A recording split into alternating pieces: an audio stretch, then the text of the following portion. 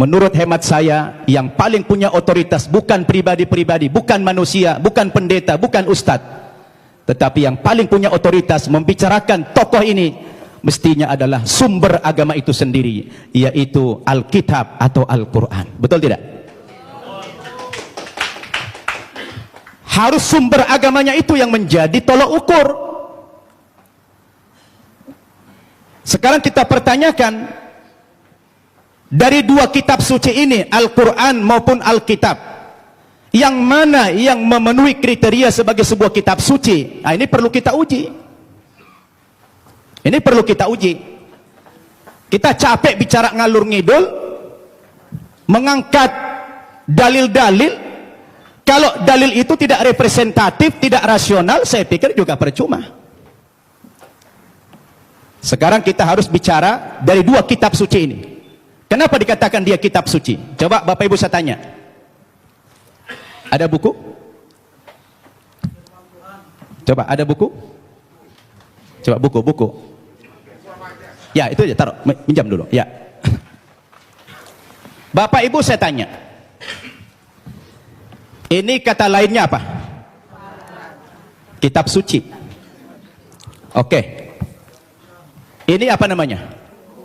Buku. Buku kan? Bapak Ibu saya tanya, ini sama ini bahan bakunya sama tidak? Sama-sama apa?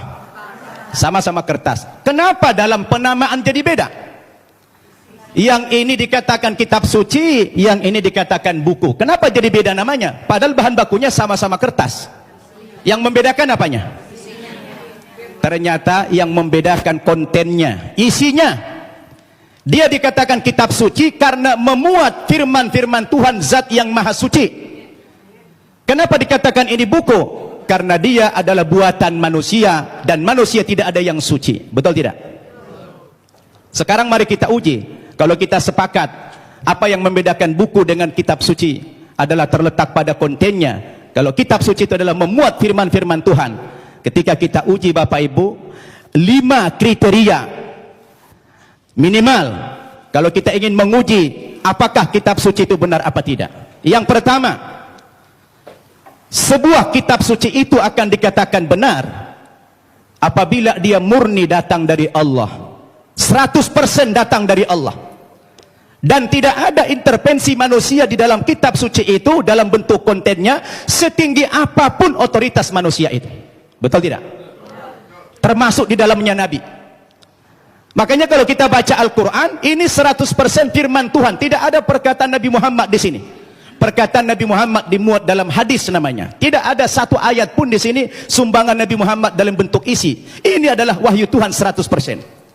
Akan berbeda kalau kita baca ini Alkitab. Di sini sudah tercampur. Di sini ada perkataan Tuhan, di sini ada perkataan Nabi, di sini ada perkataan Rasul Paulus, di sini ada perkataan murid-muridnya, tercampur. Lalu di mana letak kesuciannya? Yang dikatakan kriteria kitab suci itulah murni datang dari Tuhan. Itu satu.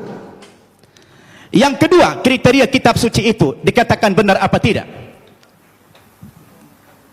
Apabila kitab suci itu ditulis pada zaman kitab suci itu datang, yang diterima oleh Nabi yang menerima kitab suci tersebut. Saya tanya, Al-Quran kapan ditulis? Ketika Nabi Muhammad masih hidup. Dia suruh sahabat menulis Al-Quran. Karena dia tidak bisa membaca, tidak tahu menulis, dia minta bantuan sahabat. Sahabat menulis. Dan dia hidup sezaman dengan Nabi. Begitu selesai ditulis oleh sahabat, dikonfirmasi tulisan dengan bacaan Nabi. Sama apa tidak? Di cross check. Supaya tidak terjadi manipulasi. Kenapa? Karena kitab suci itu jadi pedoman. Sekarang Alkitab kita tanya, kapan ditulis? Lalu siapa tokoh yang menerima Alkitab? Alkitab ditulis bukan pada zaman Nabi Isa masih hidup, tapi sudah sekian puluh tahun, bahkan sekian ratus tahun Yesus sudah tidak ada di dunia ini, baru ada pembukuan Alkitab. Terus bagaimana seorang penulis akan mengkonfirmasi kepada yang menerima wahyu itu? Maka kemungkinan terjadi manipulasi sangat mungkin. Sebab yang namanya wahyu itu haruslah dari Tuhan, tidak boleh dari rekayasa atau karangan manusia. Betul tidak? Dua itu kriteria, dan Alkitab gugur menurut hemat saya di situ. Yang ketiga, Kriteria kebenaran sebuah kitab suci itu adalah seorang penulis wahyu secara moral haruslah orang yang jujur, terpercaya, bukan pendusta. Penulis Al-Quran adalah orang yang jujur. Sekarang penulis Alkitab, bagaimana Alkitab disandarkan kepada Yesus, disandarkan kepada Musa, disandarkan kepada Nabi yang lain, sementara sang penulis tidak pernah jumpa dengan yang menerima wahyu itu? Bagaimana ini? Maka gugurlah kesucian kitab tersebut. Kemudian yang keempat, kriteria kebenaran kitab suci itu adalah apabila isi kitab suci itu tidak kontradiksi, satu isi dia. Kalau sudah bertentangan satu ayat dengan ayat yang lain, lalu yang mana yang mau dipegang? Masa Tuhan menurunkan tuntunan pedoman hidup bagi manusia, tapi manusianya malah bingung. Yang ini mengatakan Yesus Tuhan, yang ini mengatakan Nabi. Loh, yang mana mau diikutin? Ternyata kalau kita baca Alkitab sendiri, tidak pernah kata-kata dari Yesus yang muncul pengakuan bahwa dia adalah Tuhan. Kalau kita baca dalam Injil Markus pasal 12 ayat 28 dan 29, ternyata Yesus sendiri mengatakan Tuhan itu adalah Allah yang Esa. Itu ada dalam Alkitab yang sudah dibaca oleh Pak Insan tadi. Lalu siapa yang mengatakan Yesus Tuhan? Itu Paulus ternyata. Yang mengatakan dia Tuhan itu Paulus, bukan Yesus.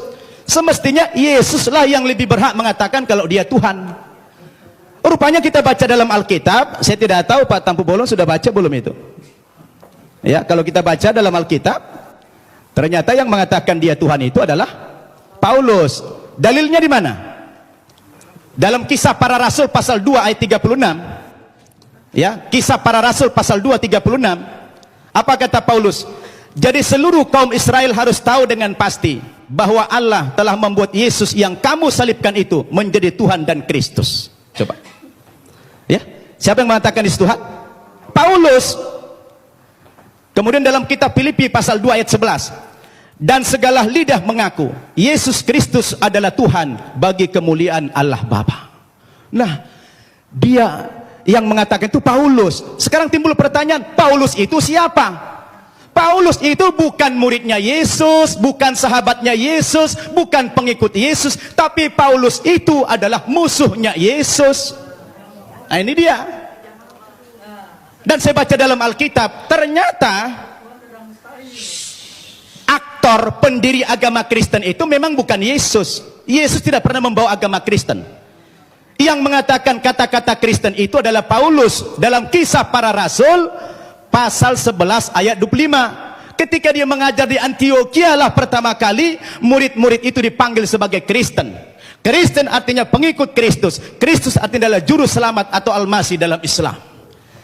Jadi Bapak Ibu yang saya muliakan, ini yang perlu kita jadikan sebagai alat ukur apakah Yesus Tuhan atau tidak. Kalau sudah kembali kepada Alkitab, saya pikir jelas semuanya. Maka kembali kepada kriteria yang tadi. Apa kriteria kebenaran sebuah kitab suci itu? Terakhir,